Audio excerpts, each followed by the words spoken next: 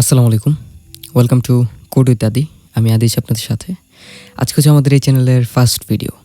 আমি অনেক এক্সাইটেড কারণ আমি নতুন একটা চ্যানেলে নতুন ভিডিও আপলোড করতেছি।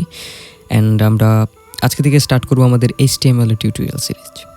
আমরা মূলত এখানে আসছি ওয়েব ডিজাইন শেখার জন্য। অ্যান্ড ওয়েব ডিজাইনের জন্য HTMLটা হচ্ছে মাস্ট। HTMLটা সবার আগে আপনার শিখতে হবে। ওকে, সো যেহেতু ফার্স্ট ভিডিও অনেক ভুল হতে পারে, সো একটু কম্প্রোমাইজ করে নেবেন সবাই। তো আমরা যেটা করবো আজকে সেটা হচ্ছে আজকের ভিডিওতে আমরা জাস্ট ছোট্ট একটা কাজ করব, সেটা হচ্ছে আমাদের এনভায়রনমেন্টটা সেট আপ দিব। আমাদের এই পিসিতে যেন আমরা কোড করতে পারি ওইরকম একটা সেট আপ আমরা এখন দিব। সো আপনি যেটা করবেন সেটা হচ্ছে আপনার একটা ইন্টারনেট কানেকশন লাগবে আপনার পিসিতে। সো ইন্টারনেট কানেকশনটা দিয়ে নেবেন। দেন আপনি একটা ব্রাউজার ওপেন করবেন। সরি, আমার এখানে অনেক কিছু ওপেন করা ছিল, সরি ফর দ্যাট। আমরা এখানে সার্চ করব প্রথমে হচ্ছে কোড এডিটর লিখে।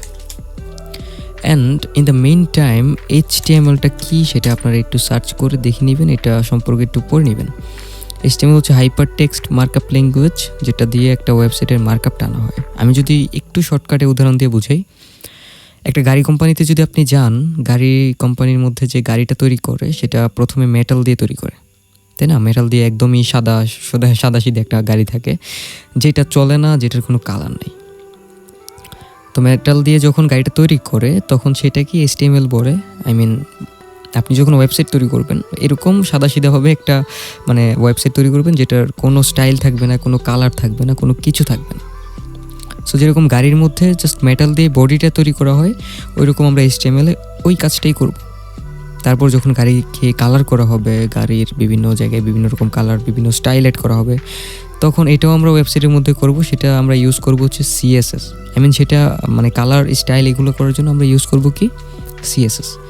দেন জাস্ট গাড়ির কালার অ্যান্ড গাড়ির বডি তৈরি করলেই কিন্তু গাড়িটা চলে না। গাড়ির মধ্যে ইঞ্জিন লাগে, রাইট?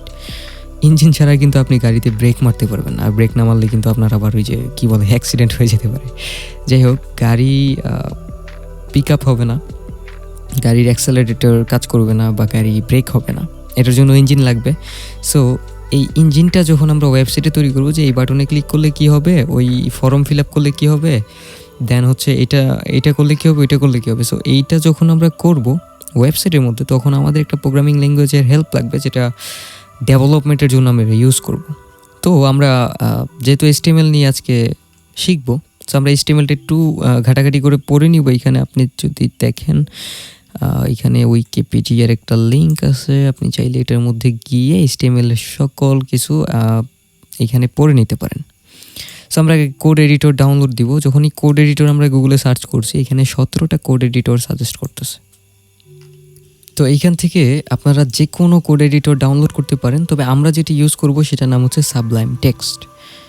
আপনি এখানে সার্চ করবেন ডাউনলোড সাবলাইম টেক্সট।